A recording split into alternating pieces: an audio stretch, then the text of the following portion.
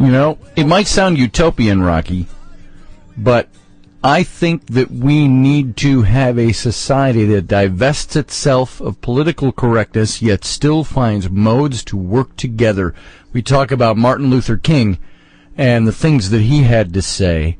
And, I've never been a big one to speak out and preach what King taught. But I've always respected him and always respected his words. But, they come out more in something like the situations we're seeing now in the world and in Ferguson and everywhere else, is that if we all work together, if our technology brings us closer, should we become more compassionate? Should we be people who work together for the good of something? Now, is that becoming too NWO? Oh, we're too New World Order. Let's have a one world government. I'm not talking that way. I'm talking about people working together. You can have your own government, but damn it, work together. That's what we hope for. We hope for that, and we can only hope for the best. It's just, it gets so frustrating to people like you and I and everyone else when we watch this, and it oversees all the good things that are happening. And here we are, a day before Thanksgiving, and so many people right now, they're so angry and and disgusted with everything that's going on. And we hope for that, Scotty. We hope that. Well, we do hope for that. The problem that I find myself facing, what a horrible way to introduce what I'm going to say next. It's not a problem. It's the frustration that I have, is having been a dad for the last 23 years of my life now, and still coming on another 20. Probably the next 80 years of my life, should I live so long. I watched my own kids in school and how they were taught these things, and we talked about them. My daughters Abby and Bryn, who are now pushing 23 years old, and they moved to Hawaii, which makes a dad very happy for their ventures, but very sad that they're gone. But I was just talking to my daughter last night, and I was reminiscing a bit, and I thought, and I said to a good friend of mine this morning, I used to get up every morning from the time my daughters were in kindergarten until they were seniors in high school. It became a little harder when they were seniors and they'd get up late and want to run out the door and go do stuff. But our time together was not around the dinner table, it was around the breakfast table. I was a single dad for many of those years, raising my kids, and I would make them breakfast every morning before school, and we'd sit down for a good hour and a half. Now, mind you, Rocky, this is prior to, maybe all of you who have kids, girls can relate to this, an hour and a half we had for breakfast to spend time talking. Well, that was before makeup and having to wear the right thing. This is when they were a little younger, even in junior high school. But we used to sit around and talk about stuff, and they'd bring stuff home to me. And what I found is that the thing that kids nowadays are taking from their childhoods into their adulthoods, and speaking of just millennials right now, they believe that society owes them something, instead of them having to strive to become a more constructive part of said society. Right. And it only gets worse when they get into any of the corrupted institutions of higher learning. Oh my God. Go to the universities and the colleges out there. And they're taught by a myriad of anti-American professors who have only one goal in life, and that's to brainwash the new generations into a malleable mob of malcontents and dependents. Yeah. And this bothers me. There are so many professors, so many university institutional teachers that I see that hate America. And, of course, if you ask them, do you hate America? Well, no, I don't hate America. I hate what America does. But when it comes down to it, they hate our society. They hate what we are.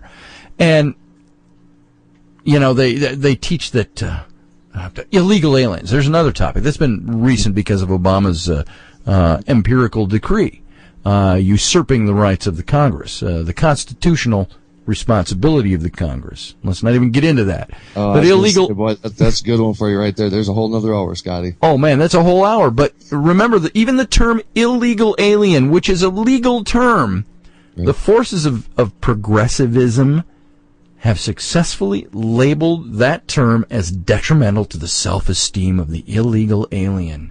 Now, who are we kidding with that?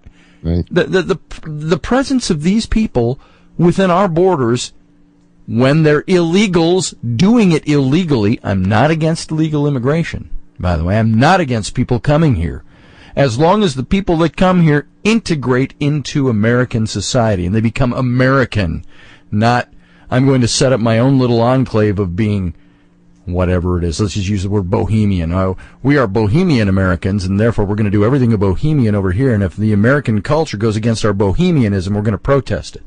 You came to America for a reason. God damn it. Not to... Don't even get me on, but the presence of them within our borders is against the laws of the country when they're here illegally, which by definition makes them illegal. And so illegal aliens, I don't worry about how an illegal alien feels about my calling him an illegal alien.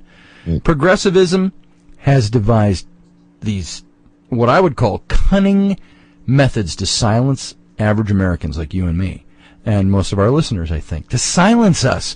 Because, number one, if you disagree, okay, here it goes, folks. Here's my politics for the day. If you disagree with Obama, you're a racist. If you believe Susan Wright should be held responsible for lying to the American people about Benghazi, you're a racist and you're a sexist. If you believe marriage should be a term describing the legal union of a man and woman, let's say you're anti-gay marriage. You're not hateful about it. Let's say you're just like a Duck Dynasty guy, and you don't believe in it. You know what? You're a homophobe. And by the way, I don't stand against gay marriage, but I'm saying if you don't like it, you have the right to believe that way, but political correctness labels you a homophobe. And if you disagree with, oh my God, Islamic radicalism, you know what you are, Rocky? You're an Islamophobe. An Islamophobe. That's the first time I've ever heard that. I heard it for years. And the worst part of political correctness, Rocky, is that progressives have really manipulated the American consciousness to the point that the average American is almost afraid of thinking with their own brains anymore for fear of being labeled in some negative way. And it's a total hypocrisy. Yes. And it knows no bounds. It's an hypocrisy because, you know what? Those sane people, like, ever hear of the Congressional Black Caucus? What if we had a Congressional White Caucus? Right. Oh my God, that's politically incorrect. How insensitive. But the Congressional Black Caucus once stated that their opposition, that they had smear campaigns, let's put it that way. They had a smear campaign against Mia Love or Alan West, who were African Americans who were in politics. Alan West even ran for president. But I guess that they were the wrong kind of blacks, and they were those who strayed away from the liberal plantation. And they said they're going up to the big house. Bachmann was smeared. Now, I don't know what you think about Michelle Bachmann. She's a Minnesota senator. But Bachmann was smeared by her opponent because she protested against the disgusting character assassination of the media and politicians. And they still do. Look at Sarah Palin. Look what happened to Sarah Palin. Was she treated out of political correctness? Or was that in opposition to the left or progressives? I kind of liked her. I've always liked Sarah Palin. I always liked her. I think she's cute, too. Yes. All the way there from Alaska, you know. And I like her. I like what she stands for. What about when Condoleezza Rice was Secretary of State? You know, the damage that political correctness has brought on our nation is palpable. You can feel it. And well, do you think this is why other countries don't like us, is because of our politics? It's not because of the people itself. I know our country can be arrogant, but I think our politics and us bullying other countries, I think that might be a reason. I don't know why other countries hate us so much. You know, I think other countries don't like us because of our involvement in the world. It's sad to say. And you know what? I remember when the first Iraqi war came about and Bush was going to take us, proposing we go to war in Iraq. I was sitting with Ian Punnett. He had a local radio show here on one of the big powerhouse talk stations. He also did, by the way, Coast to Coast. He did the Coast to Coast Saturdays. But Ian, he used to have a little group called the Dead Theologians Society, and we would meet every other Tuesday, and about anywhere from 10 to 25 of us, depending on who showed up for what topic. But we would sit and talk about these things. And when the war came out, he said, is the United States justified in going to war? Is there such a thing as a righteous war?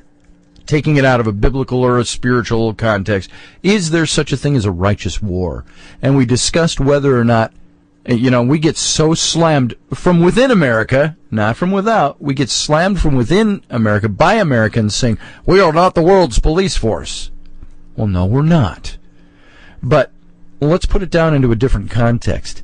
If, Rocky, on your city block, your neighborhood, there was somebody who was constantly attacking another one of your neighbors, how long do you know about it and say, God, that guy really needs to stop? Oh, man, I wish somebody would step up and tell that guy off. Oh, man, that needs to stop. How long would you do that before you're really you're so complacent in what he's doing that you become a co-conspirator in what he's doing? At what point do you say, I'm not the police department in this neighborhood. You know what? I'm going to go over there and stop what I'm seeing. I'm going to stop him beating up that guy, or I'm going to stop the things he's doing. I'm going to take a stand for what's right in my neighborhood. Now, in a much broader, bigger sense, of course, lots of other politics involved and geopolitical junk. How much does the United States see and have the power to help with and not step in? Doesn't there need to be somebody in the world or in our neighborhoods or in our nation or in our cities, somebody that steps up to do that on an official basis?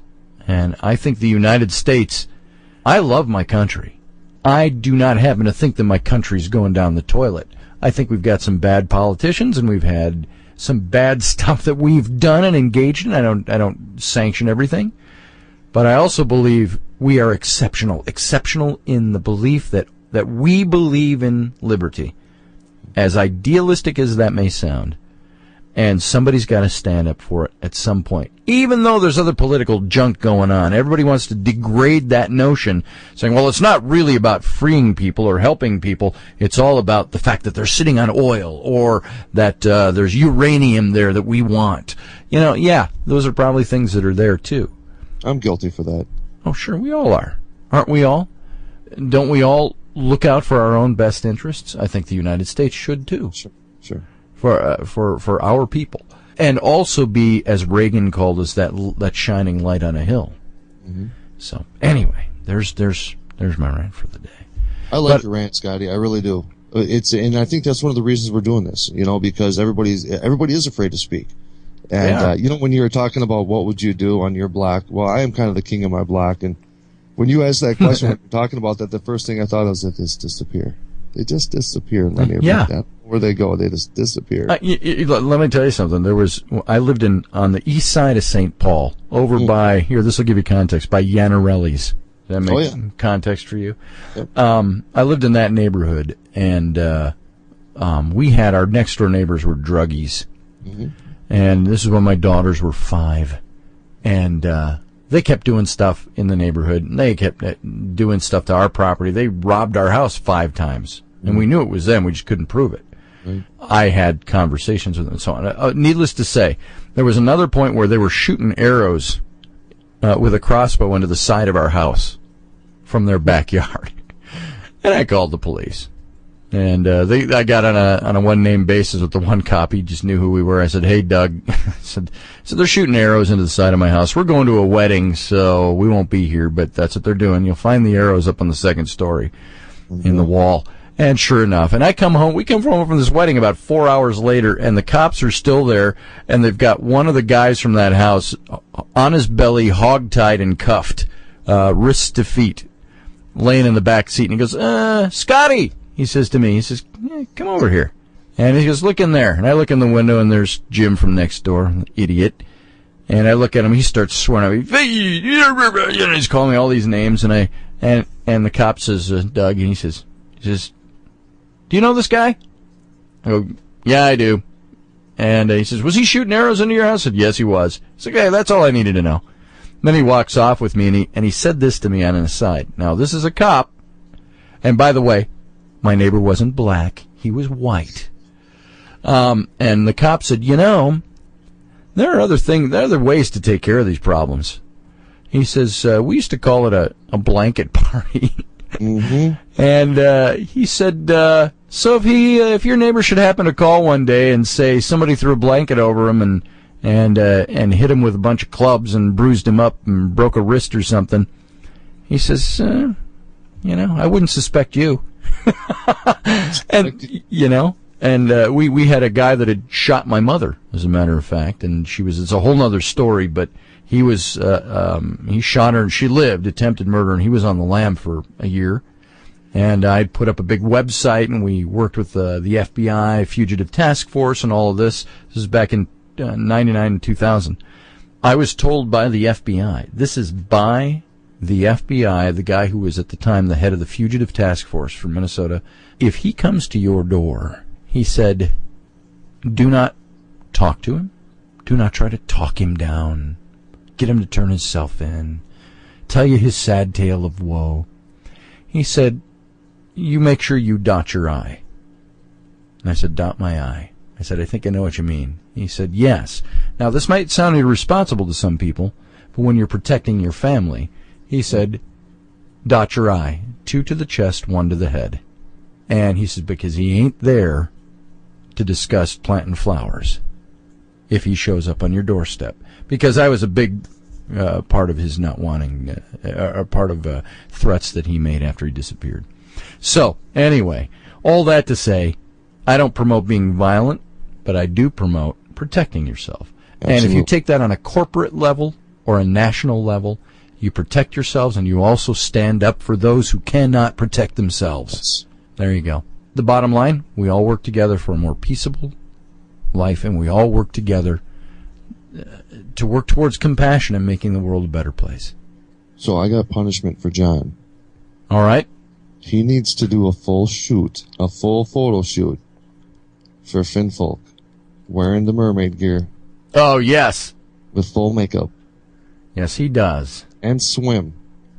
Yes, he does. I want to see John in a mermaid tail, swimming in the Nile River, full photo shoot for Abby and Bryn's Finfolk Productions. And all those in favor of that, you write us and tell us so. Yeah, and John wants it on a piece of paper. Yes. Got to be in paper. All right. Good topic, Scotty. It Good was topic, brother. Great topic off the top of our heads today. We just said, what are we going to talk about? We're going to talk about this. And we just went ahead with it. So I think you, Rocky, have a fantastic close to our show today. I do. Hello, ladies and gentlemen. At this point, Rocky was going to insert Martin Luther King Jr.'s famous 1963 I Have a Dream speech. And we were informed that that speech should really be retitled nowadays, I Have a Copyright. EMI Music has copyrighted the I Have a Dream Martin Luther King speech, and to replay it here would cost us a hefty amount of money. So suffice it to say that will not appear in this broadcast, but you can go to YouTube and watch it copyright free. So fill in the blanks. Hope you enjoyed the show. Thanks for listening. And if we should die tonight, we should all die together. Raise a glass.